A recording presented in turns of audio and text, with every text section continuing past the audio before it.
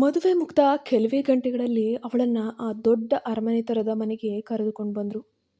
ಮನೆ ಬಾಗಿಲು ಮುಂದೆ ನಿಂತಿದ್ದಾಗಲೇ ಅವಳಿಗೆ ವಿಚಿತ್ರವಾದ ಒತ್ತಡ, ಭಯ ಅನುಭವವಾಗೋಕೆ ಶುರುವಾಯಿತು. ದೊಡ್ಡ ಗೇಟ್ ನಿಧಾನವಾಗಿ ತಿರುಗ್ತಾ ಇದೆ. ಒಳಗೆ ಬೆಳಕುಗಳು ಹೊಳಿತಾ ಇದ್ದಾವೆ. ಮನೆಯ ಮುಂದೆ ಸುಮಾರು 10-12 ಜನಗಳು ನಿಂತಿದ್ರು. ಅವಳು ಕಾರ್ನಿಂದ ಇಳಿದ ಕ್ಷಣದಲ್ಲೇ ಎಲ್ಲರ ಕಣ್ಣುಗಳು ಅವಳ ಮೇಲೆ ನೆಟ್ಟಿದ್ವು. ಆದರೆ ಅವಳಿಗೆ ಆಶ್ಚರ್ಯ ತಂದಿದ್ದು ಏನಂದ್ರೆ, ಆ ಮನೆಯವರ ಮುಖದಲ್ಲಿ ಸಂತೋಷಕ್ಕಿಂತ ಹೆಚ್ಚು ಒಂದು ರೀತಿಯ ಪರಿಶೀಲನೆ, ಕುತೂಹಲ ಅನ್ನೋದು ಕಾಣಿಸ್ತಾ ಇದೆ. ಯಾರೋ ಹೊಸ ವ್ಯಕ್ತಿಯನ್ನ ಮನೆಯೊಳಗೆ ಬರಮಾಡಿಕೊಳ್ಳುವಂತೆ ಅಲ್ಲ, ಯಾರನ್ನೋ ಪರೀಕ್ಷಿಸುತ್ತಿರುವಂತೆ ಅವರು ಅವಳನ್ನು ನೋಡ್ತಾ ಇದ್ರು. ಅವಳ ಪಕ್ಕದಲ್ಲಿ ನಿಂತಿದ್ದ ಅವನ ಮುಖ ಸಂಪೂರ್ಣವಾಗಿ ಶಾಂತವಾಗಿ ಇತ್ತು. ಮದುವೆ ಮಂಟಪದಲ್ಲಿ ಕಣ್ಣಲ್ಲಿ ಬೆಂಕಿಯಂತೆ ಕಾಣ್ತಿದ್ದ ಅವನು ಈಗ ಕುಟುಂಬದ ಮುಂದೆ ತುಂಬ ಸಮಾಧಾನದಿಂದ ಶಾಂತ ಒಬ್ಬ ವ್ಯಕ್ತಿತ್ವದ ರೀತಿ ನಿಂತಿದ್ದಾನೆ. ಅವನ ತಾಯಿ ಮುಂದೆ ಬಂದು ಅವಳಿಗೆ ಆರತಿ ತೆಗೆದ್ರು. ನಮ್ಮ ಮನೆಗೆ ಸೊಸೆ ಮನೆಗೆ ಕಾಲಿಟ್ಟಿದ್ದಾಳೆ ಎಂದು ಸಂತೋಷದಿಂದ ಹೇಳ್ತಾ ಇದ್ದಾರೆ. ಆದರೆ ಅವಳಿಗೆ ಮಾತ್ರ ವಿಚಿತ್ರವಾದ ಅನುಭವ ಅನ್ನಿಸ್ತಾ ಇದೆ. ಯಾಕಂದರೆ ಕೆಲವೇ ನಿಮಿಷಗಳ ಹಿಂದೆ ಅವನು ಅವಳಿಗೆ ಬೆದರಿಕೆಯಂತೆ ಎದುರಿಸಿದ್ದ. ಆದರೆ ಈಗ ಮನೆಯವರ ಮುಂದೆ ಒಳ್ಳೆಯ ಗಂಡನಂತೆ, ಒಳ್ಳೆ ಪಾಪಚ್ಚಿ ಪುಣ್ಯಕೋಟಿ ಹಸು ಥರ ನಿಂತಿದ್ದಾನೆ. ಇದು ನಾಟಕವೇ ಅಥವಾ ಅವನ ನಿಜ ಸ್ವಭಾವವೇ? ಮನೆಯೊಳಗೆ ಎಲ್ಲರೂ ಕುಳಿತ ನಂತರ ಮಾತುಕತೆ ಅನ್ನೋದು ಶುರುವಾಯಿತು. ಮನೆಯ ಹಿರಿಯರು, ಸಂಬಂಧಿಕರು, ಕೆಲಸಗಾರರು ಎಲ್ಲರೂ ಕೂಡ ಹೊಸ ವಧುವನ್ನು ನೋಡಲು ಒಂದೆಡೆ ಸೇರಿಬಿಟ್ರು. ಅವಳು ಸೋಫಾದ ಮೇಲೆ ಮೌನವಾಗಿ ಕುಳಿತಿದ್ಲು. ಅವನು ಅವಳ ಪಕ್ಕದಲ್ಲೇನೆ ಕುಳಿತಿದ್ದ. ಅಕಸ್ಮಾತ್ ಅವನು ಅವಳ ಕೈ ಹಿಡಿದ. ಅವಳು ಬೆಚ್ಚೇ ಬಿದ್ದುಬಿಟ್ಲು. ಆದರೆ ಅವನು ನಿಧಾನವಾಗಿ ಅವಳ ಕಡೆ ನೋಡುತ್ತಾ ನಗ್ತಾ ಇದ್ದ. ಮನೆಯವರ ಮುಂದೆ ಅವನು ತುಂಬ ತುಂಬ ತುಂಬ ಕಾಳಜಿ ಇರುವ ಗಂಡನಂತೆ ಬಹಳವಾಗಿ ಓವರ್ ಆ್ಯಕ್ಟ್ ಮಾಡ್ತಾ ವರ್ತಿಸ್ತಾ ಇದ್ದಾನೆ. ಆದರೆ ಅವನ ಕೈ ಹಿಡಿದ ರೀತಿಯಲ್ಲೇ ಒಂದು ವಿಚಿತ್ರವಾದ ಒತ್ತಡ, ನೋವು ಇತ್ತು. ನಾಟಕ ಆಡೋದನ್ನ ಮರೆಯಕ್ಕೆ ಹೋಗ್ಬೇಡ ಅಂತ ಎಚ್ಚರಿಸುವಂತೆ. ಮಗ, ನಿನ್ನ ಹೆಂಡತಿಗೆ ಈ ಮನೆ ಇಷ್ಟವಾಯ್ತಾ ಎಂದು ಅವನ ತಾಯಿ ಕೇಳಿದರು. ಅವಳು ಉತ್ತರಿಸಲು ಮುಂಚೆ ಅವನೇ ಮಾತಿಡಿದ. ಅಮ್ಮ, ಅವಳು ಸ್ವಲ್ಪ ನಾಚಿಕೆ ಪಡ್ತಾಳೆ. ಇಷ್ಟು ಜನರ ಮುಂದೆ ಮಾತನಾಡೋಕೆ ಹೇಗಾಗತ್ತೆ, ಕಷ್ಟ ಆಗುತ್ತೆ ಎಂದು ಅವನು ನಗುತ್ತಾ ಹೇಳಿದ್ದ. ಎಲ್ಲರೂ ಕೂಡ ನಗ್ತಾ ಇದ್ರು. ಆದರೆ ಅವಳಿಗೆ ಮಾತ್ರ ಗೊತ್ತಿತ್ತು, ಅವನು ಅವಳನ್ನು ಮಾತನಾಡಲು ಅವಕಾಶವನ್ನು ಕೊಡ್ತಾ ಇಲ್ಲ ಅಷ್ಟೇ ಅಂತ. ಯಾಕಂದರೆ ಅವಳು ಸತ್ಯ ಹೇಳ್ಬಿಡ್ಬಹುದಿತ್ತು ಅನ್ನೋ ಭಯ ಅವನಿಗೆ ಇದ್ದಂತೆ ಕಾಣಿಸ್ತು.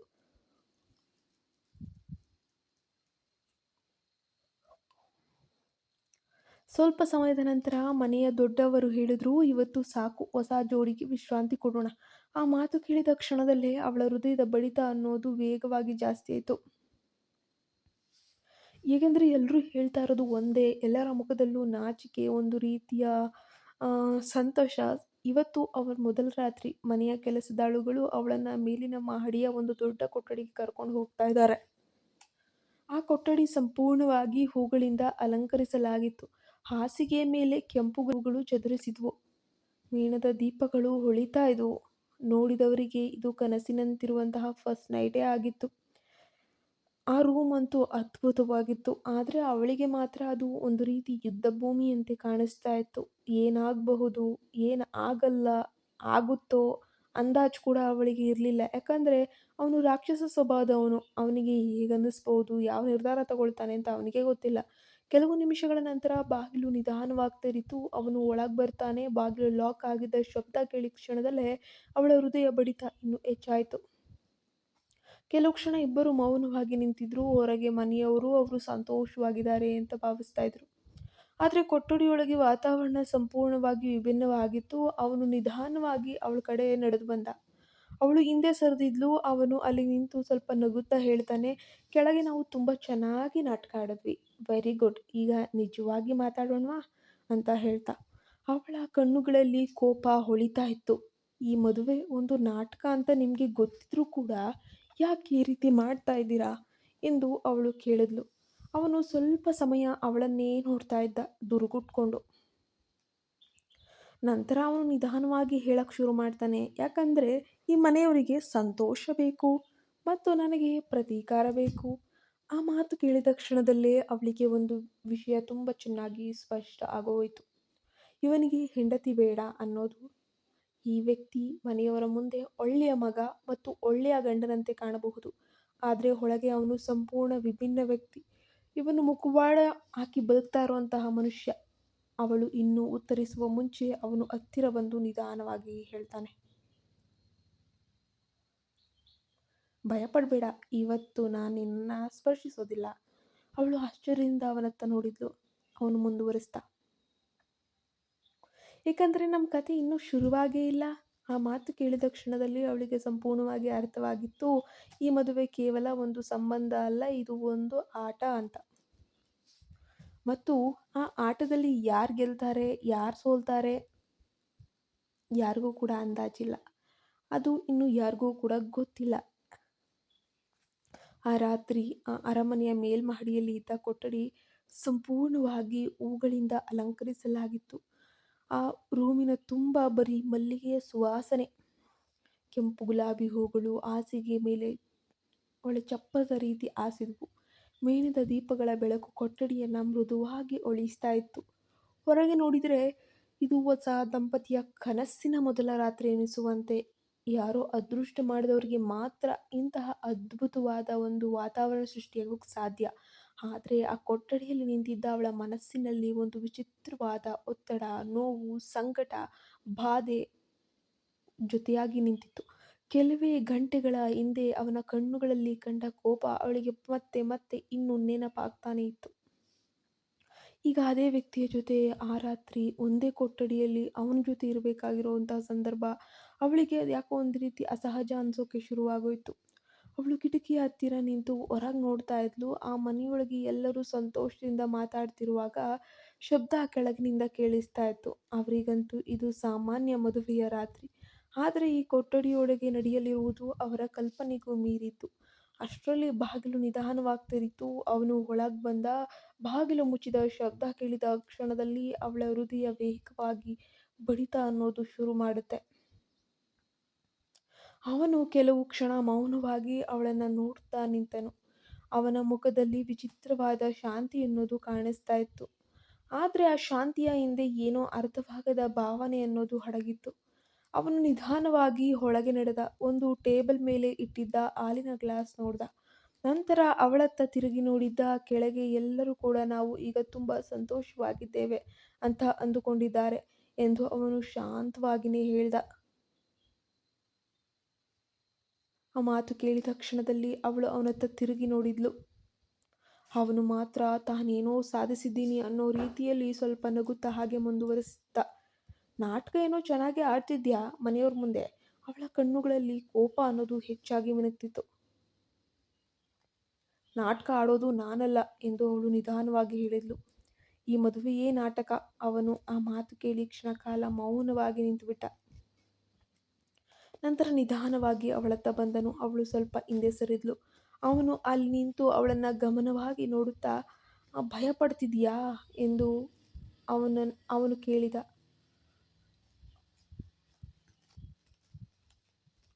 ಅವಳು ತಕ್ಷಣ ಉತ್ತರಿಸಲಿಲ್ಲ. ಅವನು ಸ್ವಲ್ಪ ನಗುತ್ತಾ ಹೇಳಿದ, ನಿನ್ನನ್ನು ಬಲವಂತ ಮಾಡೋದಕ್ಕಾಗಿ ನಾನು ಖಂಡಿತ ಮದುವೆಯಾಗಿಲ್ಲ. ಆ ಮಾತು ಕೇಳಿದ ಕ್ಷಣದಲ್ಲಿ ಅವಳಿಗೆ ಸ್ವಲ್ಪ ಆಶ್ಚರ್ಯ ಆಯಿತು. ಯಾಕಂದರೆ ಅವನು ಹೀಗೆ ಹೇಳ್ತಾನೆ ಅಂತ ಅವಳು ನಿರೀಕ್ಷಿಸಿರಲಿಲ್ಲ. ಆತನಿಗೆ ಹೆಣ್ಣು ಮಕ್ಕಳಂದರೆ ಆಟದ ವಸ್ತು, ಭೋಗದ ವಸ್ತು. ಅವನು ಕಿಟಕಿಯ ಹತ್ತಿರ ಹೋಗಿ ನಿಂತೇ ಬಿಟ್ಟ. ಕೆಲವು ಕ್ಷಣ ಮೌನವಾಗಿ ಹೊರಗೆ ನೋಡ್ತಾ ಇದ್ದ. ನಂತರ ನಿಧಾನವಾಗಿ ಹೇಳಿದ್ದ, ಈ ಮನೆಯವರ ಮುಂದೆ ನಾವು ಒಳ್ಳೆಯ ದಂಪತಿಗಳಾಗಿರಬೇಕು. ಅವಳು ಗಾಬರಿಯಾಗಿ ಕೇಳಿದ್ಲು, ಯಾಕೆ? ಈ ನಾಟಕ ಯಾಕೆ? ನನಗೆ ಅರ್ಥ ಆಗ್ತಾ ಇಲ್ಲ. ಅವನು ಅವಳತ್ತ ತಿರುಗಿ ನೋಡಿದ್ದ. ಅವನ ಕಣ್ಣುಗಳಲ್ಲಿ ಈಗ ಸ್ವಲ್ಪ ಗಂಭೀರತೆ, ಕೋಪ ಅವನ ಕಣ್ಣಲ್ಲಿ ಎದ್ದು ಕಾಣಿಸ್ತಾ ಇತ್ತು. ಯಾಕಂದರೆ ಈ ಮನೆ, ಈ ಕುಟುಂಬ, ನನ್ನ ತಾಯಿ ಇವತ್ತು ನಿನ್ನನ್ನು ತುಂಬ ನಂಬಿದೆ ಎಂದು ಹೇಳುತ್ತಾ, ಅವರಿಗೆ ಸತ್ಯ ಏನಾದರೂ ಗೊತ್ತಾದರೆ ಈ ಮನೆ ಖಂಡಿತ ಯುದ್ಧ ಭೂಮಿ ಆಗ್ತದೆ. ಆ ಮಾತು ಕೇಳಿದ ಕ್ಷಣದಲ್ಲಿ ಅವಳ ಮನಸ್ಸಿನಲ್ಲಿ ಹೊಸ ಪ್ರಶ್ನೆ ಮೂಡಿತು. ಅವನು ನಿಜವಾಗಿಯೂ ಈ ಮದುವೆಯನ್ನು ಕೇವಲ ಪ್ರತೀಕಾರಕ್ಕಾಗಿ ಮಾಡಿದಾನಾ, ಅಥವಾ ಇದರ ಹಿಂದೆ ಇನ್ನೇನಾದರೂ ಬಲವಾದ ದೊಡ್ಡ ಕಾರಣನೇ ಇದೆಯಾ?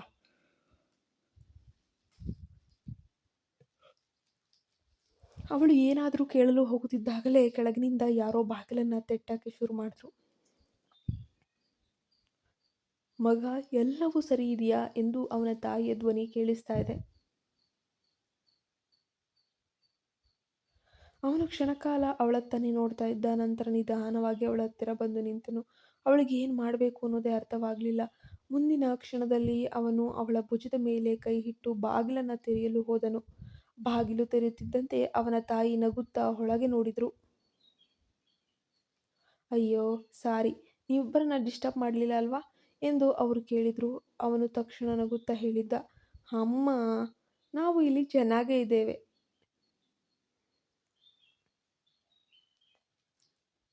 ಅವರು ಸಂತೋಷದಿಂದ ತಲೆ ಆಡಿಸಿ ಹೊರಟುಹೋದರು. ಬಾಗಿಲು ಮತ್ತೆ ಮುಚ್ಚಿದ ಕ್ಷಣದಲ್ಲಿ ಅವಳು ಅವನ ಕೈ ತಳ್ಳಿಬಿಟ್ಲು. ಇದು ಎಲ್ಲ ನಾಟಕ ಎಂದು ಅವಳು ಕೋಪದಿಂದ ಹೇಳಿದ್ಲು. ಅವನು ಸ್ವಲ್ಪ ನಗುತ್ತಾ ಅವಳತ್ತ ನೋಡಿದ್ದ. ಹೌದೌದು, ಖಂಡಿತ ಇದು ನಾಟಕವೇ ಎಂದು ಅವನು ಶಾಂತವಾಗಿ ಹೇಳಿದ್ದ. ನಂತರ ನಿಧಾನವಾಗಿ, ಆದರೆ ಈ ನಾಟಕದಲ್ಲಿ ನೀನು ನನ್ನ ಹೆಂಡತಿ ಅನ್ನೋದು ಮಾತ್ರ ಸತ್ಯ. ಅವಳು ಅವನತ್ತ ಆಶ್ಚರ್ಯದಿಂದ ನೋಡೋಕೆ ಶುರು ಮಾಡಿದ್ಲು. ಅವನ ಮಾತುಗಳಲ್ಲಿ ಬೆದರಿಕೆ ಇದ್ದಿತ್ತಾ ಅಥವಾ ರಕ್ಷಣೆ ಇದ್ದಿತ್ತಾ ಅನ್ನೋದು ಅವಳಿಗೆ ಅರ್ಥನೇ ಆಗಲೇ ಇಲ್ಲ. ಆದರೆ ಆ ಕ್ಷಣದಲ್ಲಿ ಅವಳಿಗೆ ಒಂದು ವಿಷಯ ಅನ್ನೋದು ತುಂಬ ಸ್ಪಷ್ಟವಾಯಿತು.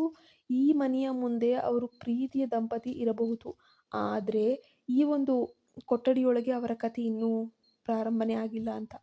ಮುಂದಿನ ಪಾರ್ಟ್ ಅಪ್ಲೋಡ್ ಆಗಿದೆ. ಅದು ಎಲ್ಲಿ ಅಂದರೆ ನಮ್ಮ ವಾಟ್ಸಪ್ ಗ್ರೂಪಲ್ಲಿ. ನಿಮಗೆ ಬೇಕು ಅಂದರೆ ಈ ಕೂಡಲೇ ನಮ್ಮ ವಾಟ್ಸಪ್ ಗ್ರೂಪ್ಗೆ ಜಾಯ್ನ್ ಆಗಿ. ಲಿಂಕ್ ಬೇಕು ಅಂದರೆ ಲಿಂಕ್ ಅಂತ ಕಮೆಂಟ್ ಮಾಡಿ. 1 ಸೆಕೆಂಡ್ ಸ್ಟಾಪ್ ಮಾಡಬೇಡಿ. ಈ ಕಥೆಯ ಮುಂದಿನ ಭಾಗ ನಿಮಗೆ ಸಿಗೋದೇ ಇಲ್ಲ. ಸ್ನೇಹಿತರೆ, ನಿಮಗೆ ಈ ಕಥೆ ಇಷ್ಟವಾಗಿದ್ರೆ ತಪ್ಪದೆ ಲೈಕ್ ಮಾಡಿ. ಇಂತಹ ಇನ್ನಷ್ಟು ರೋಚಕ ಕಥೆಗಳು ಮಿಸ್ ಆಗಬಾರ್ದು ಅಂದರೆ ನಮ್ಮ ಚಾನಲ್ನ ಸಬ್ಸ್ಕ್ರೈಬ್ ಮಾಡಿಟ್ಕೊಳ್ಳಿ. ಆದರೆ ಒಂದು ಮುಖ್ಯ ವಿಷಯ ಏನಂದರೆ, ಭಾಳ ಜನರಿಗೆ ಕತೆ ಪಾರ್ಟ್ 1 ಸಿಕ್ಕಿದ್ರೆ ಪಾರ್ಟ್ 2 ಸಿಗಲ್ಲ, ಪಾರ್ಟ್ 3 ಸಿಗಲ್ಲ, ಅಥವಾ ಮುಂದಿನ ಭಾಗಗಳು ಸಿಗಲ್ಲ. ಹೊಸ್ದಾಗಿ ಬಂದವರಿಗೆ ಹಳೆಯ ಕಂಪ್ಲೀಟ್ ಸ್ಟೋರಿಗಳೇ ಸಿಗೋದಿಲ್ಲ, ಕೆಲವರಿಗೆ ಸರ್ಚ್ ಮಾಡೋಕ್ಕೆ ಬರೋದಿಲ್ಲ ಅನಿಸುತ್ತೆ. ಅದಕ್ಕೆ ಸೊಲ್ಯೂಷನ್ ಇದೆ. ನನ್ನ ವಾಟ್ಸಪ್ ಚಾನಲಲ್ಲಿ ಎಲ್ಲ ಕಥೆಗಳು ಸ್ಟೆಪ್ ಬೈ ಸ್ಟೆಪ್ ಲಿಂಕ್ಸ್ ಜೊತೆಗೆ ಸಿಗ್ತವೆ. ಪಾರ್ಟ್ 1, ಪಾರ್ಟ್ 2 ಅಂತೇಳಿ ಸ್ಟೆಪ್ ಬೈ ನಿಮಗೆ ಪಾರ್ಟ್ 1, ಪಾರ್ಟ್ 2, ಪಾರ್ಟ್ 3 ಅನ್ನೋ ಥರ ಕತೆ ಸಿಗ್ತಾ ಹೋಗುತ್ತೆ. ನಾನು ಇದೇ ಕಥೆನ ವೆಬ್ಸೈಟಲ್ಲಿ ಕೂಡ ಹಾಕ್ತೀನಿ. ಆದರೆ 1 ದಿನ ಅಥವಾ 2 ದಿನ ಮುಂಚಿತವಾಗಿ ನೀವು ಮುಂದಿನ ಭಾಗಗಳನ್ನು ಓದ್ಬೋದು. ಆದ್ದರಿಂದ ಈಗಲೇ ಲಿಂಕ್ ಅಥವಾ QR ಕೋಡನ್ನು ಬಳಸಿ ನಾವು ವಾಟ್ಸಪ್ ಚಾನಲ್ಗೆ ಜಾಯ್ನ್ ಆಗಿ. ಈಗಲೇ ಸ್ಕ್ರೀನ್ಶಾಟ್ ತೊಗೊಳ್ಳಿ, ನಿಮ್ಮ ವಾಟ್ಸಪ್ಗೆ ಹೋಗಿ ಸ್ಕ್ಯಾನ್ ಮಾಡ್ಕೊಳ್ಳಿ. ಪ್ರತಿದಿನ ಹೊಸ ಕಥೆಗಳು, ಯಾವುದೇ ಪಾರ್ಟ್ ಮಿಸ್ ಆಗದೆ ಇರೋಂಗೆ ನಿಮ್ಮ ಕೈ ಸಿಗುತ್ತೆ. ಜಾಯ್ನ್ ಆಗಿ, ಎಂಜಾಯ್ ಮಾಡಿ. ಸ್ಟೋರಿ ಮಿಸ್ ಆಗೋದು ಬೇಡ ಅಲ್ವಾ?